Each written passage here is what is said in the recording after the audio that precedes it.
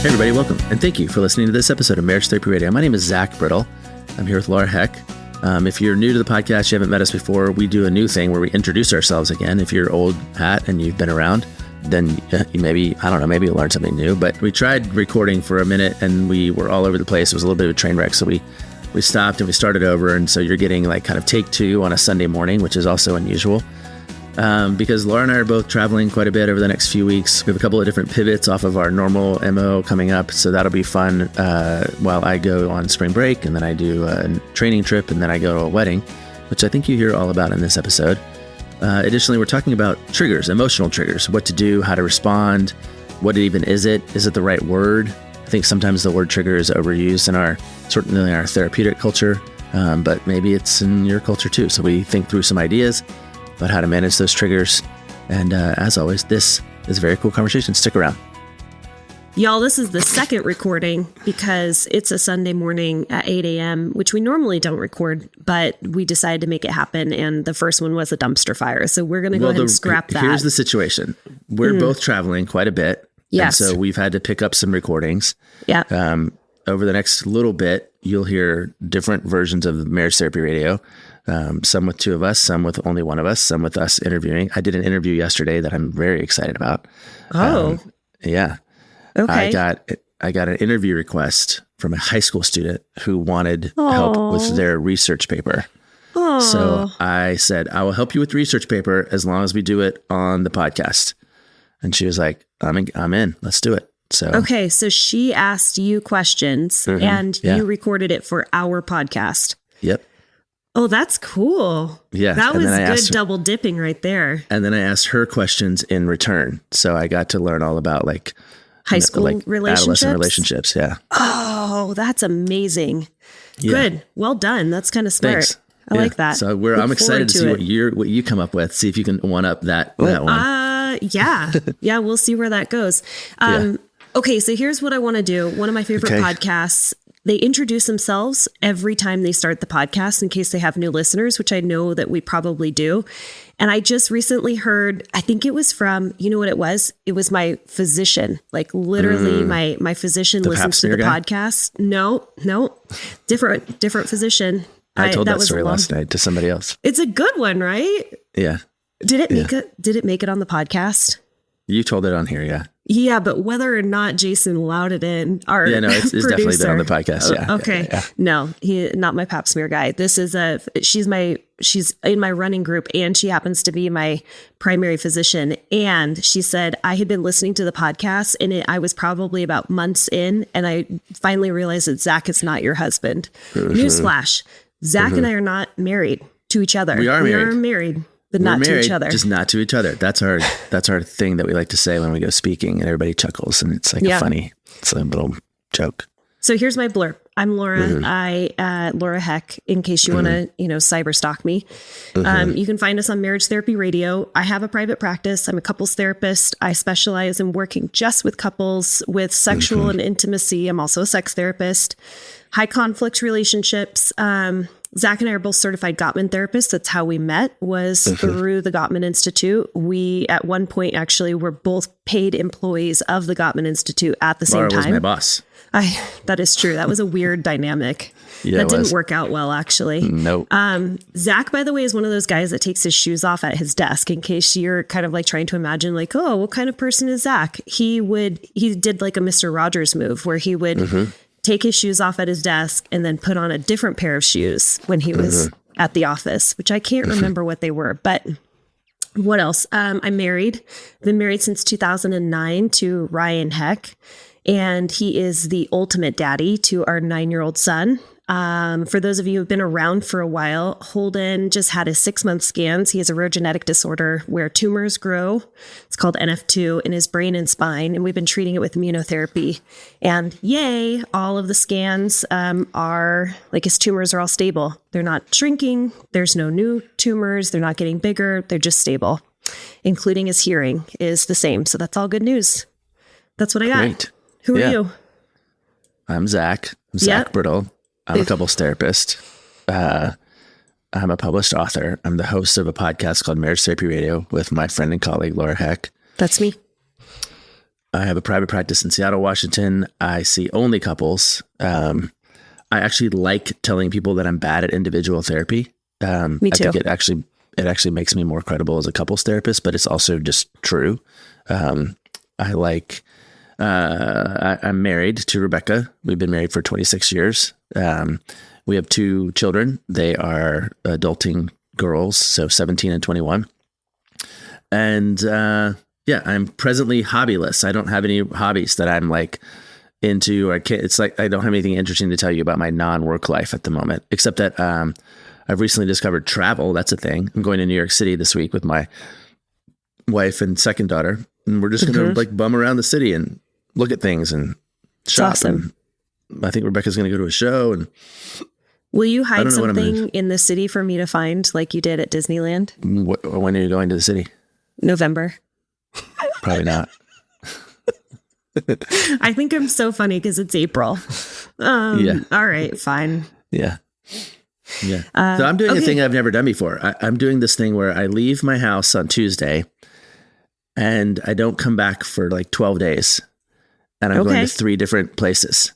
So like I'm leaving Seattle on a Tuesday and I go to New York. And I'm in New York for a few days. And from New York, I go to Denver. And then I'm in Denver for a few days. And then from Denver, I go to California. And I'm in California for a few days. And then I come home. Denver is the RLT training, right? Denver's the training. Yep. What's in California for you?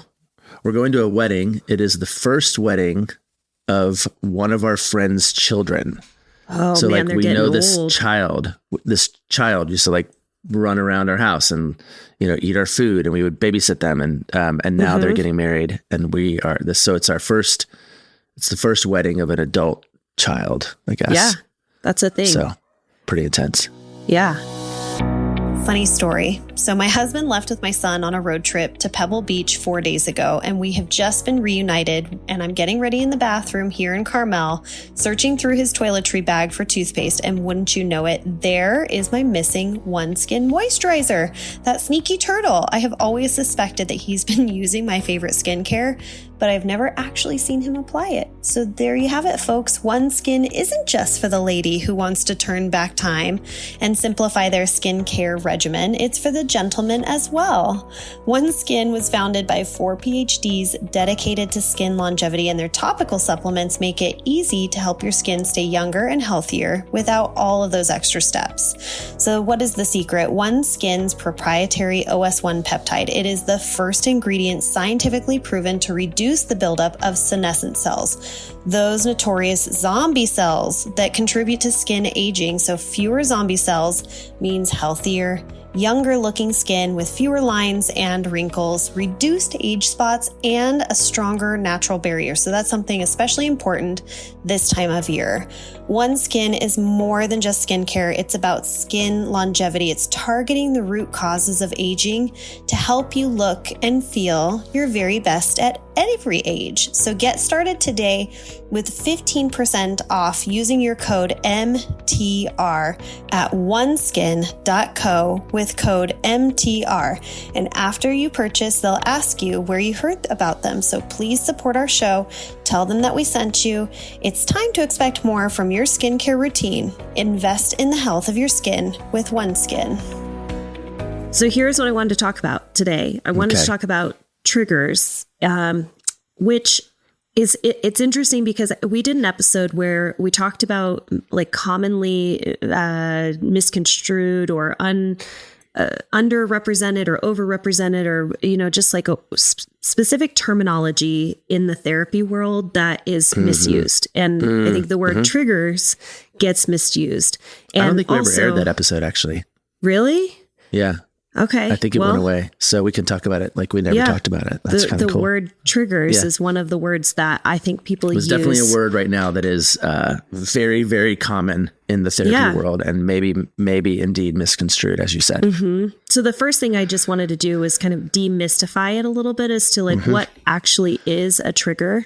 And that way we kind of all have like the same language to start from. So you and me and all the people that are listening. Yeah. They cool. can add in. Yeah. The idea of here's the thing that I don't like. I don't like the phrase, you triggered me. First of all, I don't like it when you blame somebody and you use you. But what might have happened is that you had an experience that brought up old feelings, old emotions, and like old neural pathways. So somebody can't trigger you. You can get triggered, but them just living their life or doing something, it's not a thing that they're doing to you. It's a thing, an experience that is unique to yourself. So if we could all just sort of make a pact, right here and right now, that we won't use the word "you triggered me," own that as your own unique experience. So how would you describe a trigger? How would you like describe what that is for someone? To me, it's, there's all kinds of different language for it. I actually like the one that the Gottmans use, which is about an enduring vulnerability. So there's a part of your body, there's a part of your story, there's a part of your soul that is particularly vulnerable. And it's been vulnerable for a very long time for any number of reasons. And for some reason, something comes along and it just pokes at that vulnerability. Yeah. And I think that's the trigger, right? A lot of times when I think about triggers, first of all, I don't really like the word. I don't really like the sound of the word as an English guy. Like I don't enjoy that at all. Second of all, I don't really care for how it's sort of associated with, like an actual weapon, like just like there's it just doesn't, that doesn't really do anything to me. When I think about people being triggered, I almost think about them walking through the woods and they get like, they try to squeeze by a tree and the tree like pokes them. The tree hits them and then it hits them in a particularly vulnerable spot. So it's like, it's just this like button push that's sometimes inadvertent. And sometimes of course people can swing a tree branch at you. Someone might be literally trying to. Yeah, intentional. Trying to, but I think it's most often this sort of unconscious or passive experience of having one of your vulnerabilities exposed and kind of poked at. Yeah. And I do think that in relationships, there's going to be, the person that's closest to you is going to have the most access to your enduring vulnerabilities. Sure. So my guess is that, kind of depending on what your vulnerability might be, it might be the person closest to you that has the most access to that soft spot. That's kind of what I call it in my office, is like a soft spot. So when I think about triggers, of course they do. That's just, when you live with someone, there's an assumed safety, which means you tend to let your guards down. Right. And which means like, if you just think about, if you even just think about like visually what I'm describing, like you move around the world with a force field. And when you come into your home, the place that's supposed to be the safest, most of us let our force field down, which necessarily makes us the most vulnerable. You know? And then the people in our homes are the ones that have the most access to that force field less part of us. Yeah. But I don't think that's always the case. I'm thinking too, kind of depending on what your vulnerability might be, like you might feel incredibly competent, successful, worthy, all of these amazing things in your home. You might have a great amount of security and trust in the relationship. And then in the workplace, you might have a particular person that you're working with or just in the workplace in general, of like, I'm here to make money and maybe I'm not making enough money. And so that might be tapping into some kind of a vulnerability or sensitivity that you have. And it might be your boss that's tapping into that over and over and over. And you might be getting triggered in the workplace, just kind of depending on what that is. But I do think that if you're experiencing triggers with your loved one, it's not necessarily because it's not a good fit. It's because, like you said, there's a level of vulnerability that we have with those intimate partners where our force field is down. Okay, so here's what I think about when I think of triggers. A trigger is you are in a situation with, let's just say, your partner, your intimate partner, and something happens between the two of you, and you're experiencing like an emotional response and reactivity that goes beyond what we would say is sort of like I'm not even going to use the word normal, but almost like a proportionate amount of it's emotion. Like the offense is a 3, but the response is a 6. Exactly. And so somebody says, "How was your day?" And that's a 1, but you go, "Don't ask me that right now." Totally. That's coming for that. That's the sign maybe that there's a trigger maybe that touched on some kind of a vulnerability. And so I think what's going on is that you're responding with old information, and that old information is a childhood experience or an emotional state that you commonly experience or associate with this thing. So that's what I think of as a trigger. And most often when I'm working with partners, I would say the other partner who's not experiencing a trigger has a very common feeling that they experience, and it's confusion. I felt confused. And that's what I hear from a lot of people when we're talking about this moment in time that happened, and they go, and then you reacted and you did this, and I was confused. That's usually a really good sign that, okay, this doesn't make a whole lot of sense to me. I said this, you interpreted what I just said, and your emotional reactivity to me was so beyond what I would have expected in that situation that I was confused. What's the backstory on this? What's going on? So now that we're all on kind of the same page with emotional triggers, what do you do in this situation? Like when you have Who am I? a relationship. Am I the triggered, or I'm the one who maybe was the triggerer?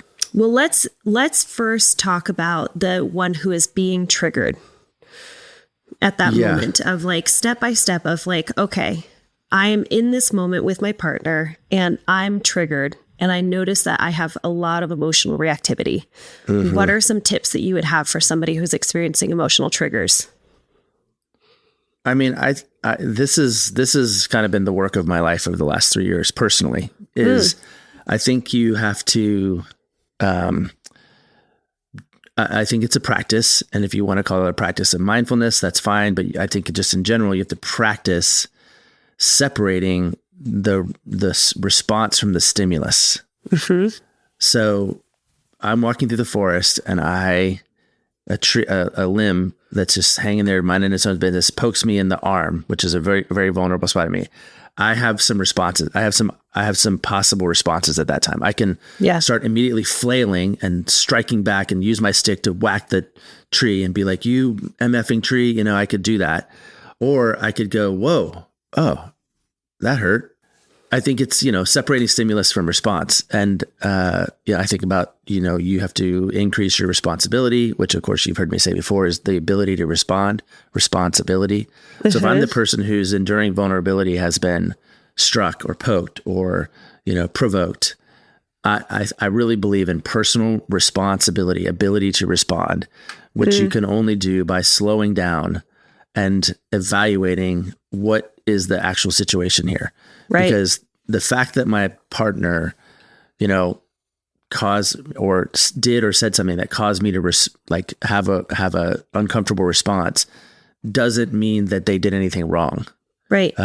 It just means, it could mean that they were clumsy. It could mean that they were trying to provoke me. It could mean that they didn't even notice and it was completely my fault.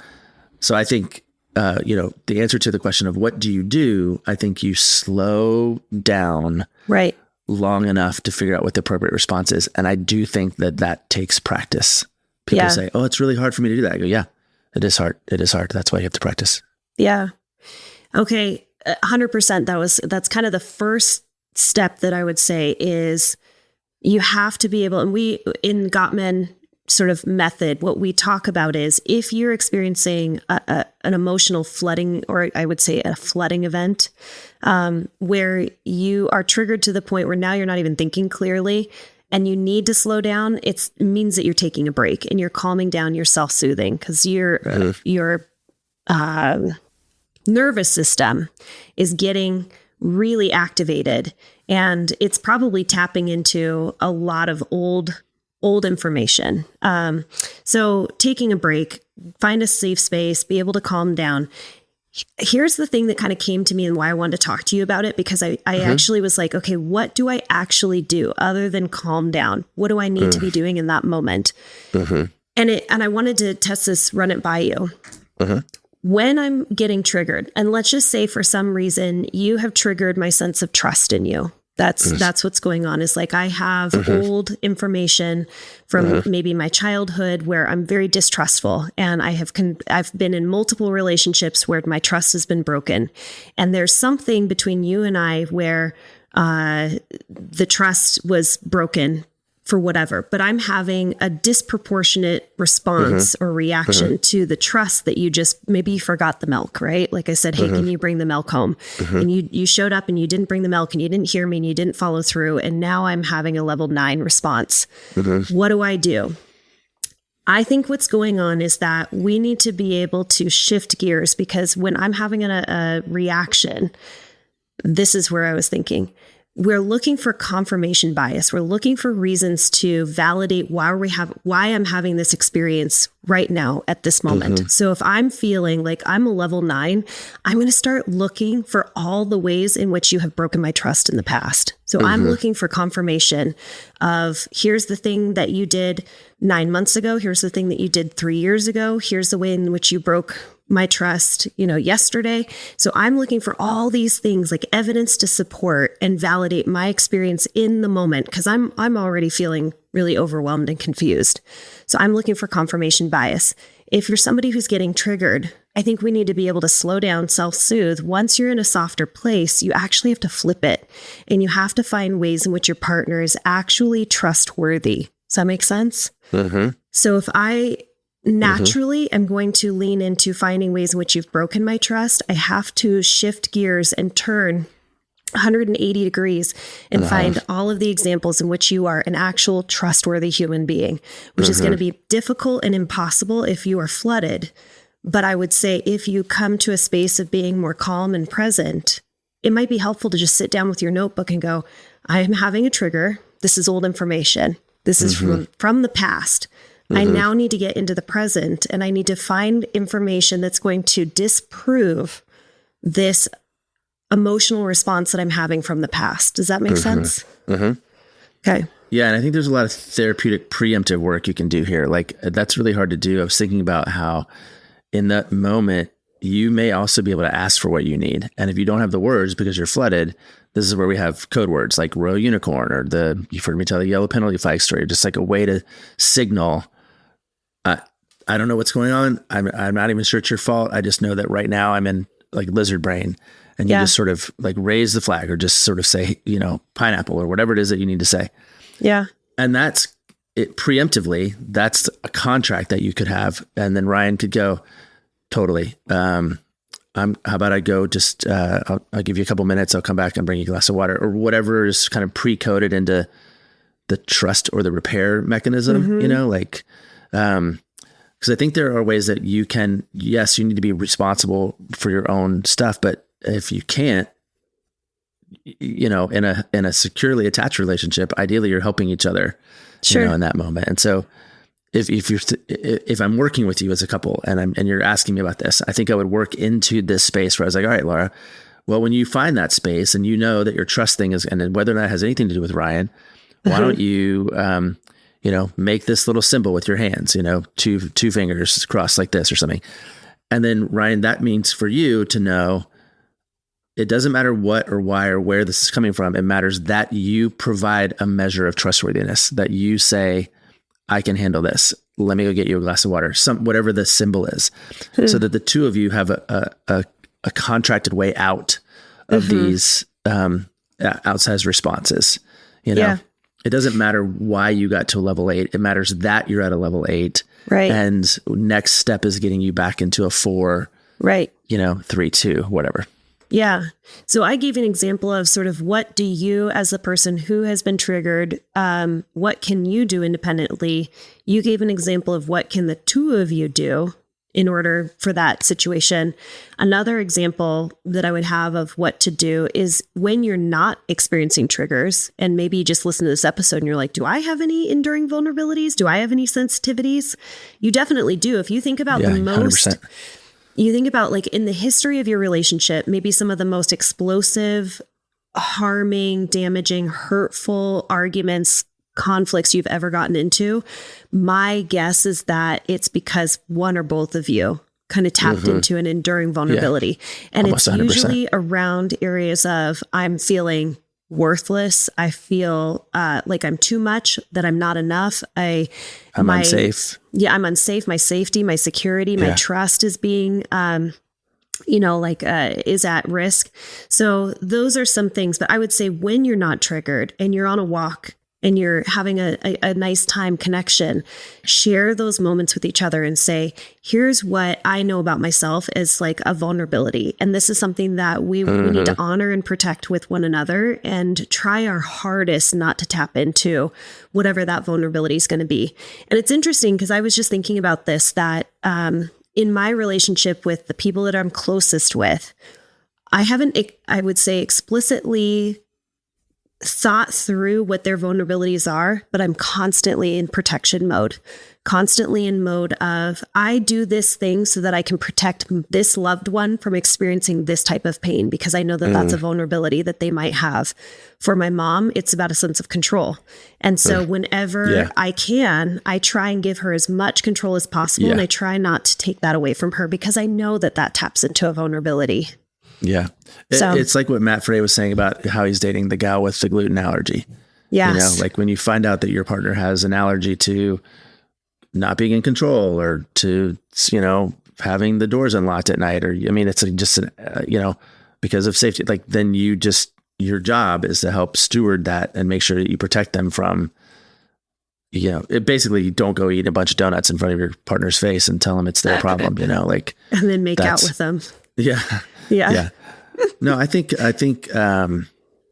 know, the thing about responding in the ways that you're describing, which is where you have like a level 6 response to a level 1 offense or something like that. I also think there's something to appreciate about how we probably, like you said, maybe you said this in the train wreck part, but like, you're nearing 40, I'm 50, you know, usually when we're doing those outsized responses, it's not the 40-year-old or the 50-year-old that's responding. It's the 13-year-old or the 8-year-old or the 22-year-old, or, you know, and I think it's our job to appreciate that there are parts of us who are inclined to, you know, respond out of really just well-practiced, you know, mechanisms in our brain. Yeah.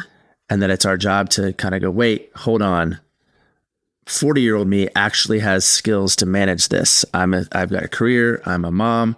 I have friends. I'm not flailing like a child. I don't need to flail like a child here. Yeah. So, yeah. I think we could probably talk a lot more about this, maybe a little more in depth, because I'd like to dig in a little bit more in the future. And actually, I'd love to hear from our listeners if they have anything to say about specific triggers, or things that they've noticed, maybe enduring vulnerabilities, if there's a theme that they're noticing pop up for them, or ways in which they have learned to manage when they're having kind of like a disproportionate response. And then also, if you are witnessing your partner go through the experience of the trauma of getting like one of their enduring vulnerabilities kind of touched on, what do you do when you notice that your partner is being triggered? How can you support them in that relationship? I would be really interested in hearing that.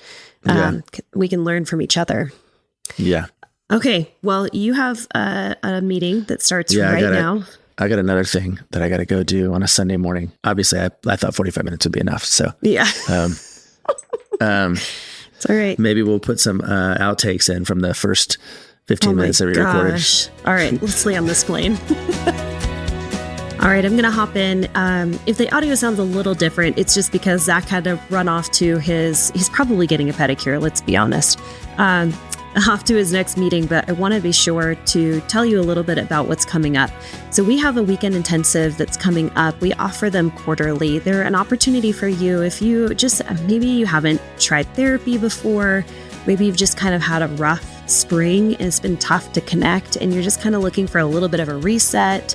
Our weekend intensive is a really awesome way to be able to just kind of like reset for the two of you, to be able to spend some time focusing on your relationship, focusing on the two of you, learning a whole lot of amazing skills that you'll be able to carry with you, and just create momentum where maybe you've grown stale. So our spring intensive is coming up on May 17th and 18th. It's a Friday evening from 4 p.m. Pacific Standard Time to 7 p.m. Pacific Standard Time. So it's not too stinking late if you're on the East Coast. We've also had folks join us from, internationally, which is kind of amazing. And then we're going to join up again the next day on Saturday at 8 a.m. Pacific Standard Time until 3 p.m. So it's not going to take your entire weekend, but I can tell you that it is a lot of really high quality time. It's 9 hours focused on doing exercises with your partner. You can join us virtually. And we're going to be going through all 7 of the 7 principles for making marriage work. You can find that on our website. It's marriagetherapyradio.com. If you scroll down a little bit on the right-hand side, it gives you an option for our intensives or our series. And the intensive is coming up on May 17th and 18th. It's $450 for the 2 of you to attend, and registration takes you less than 60 seconds. Thanks for all of your time and attention, making your relationship better today than it was yesterday.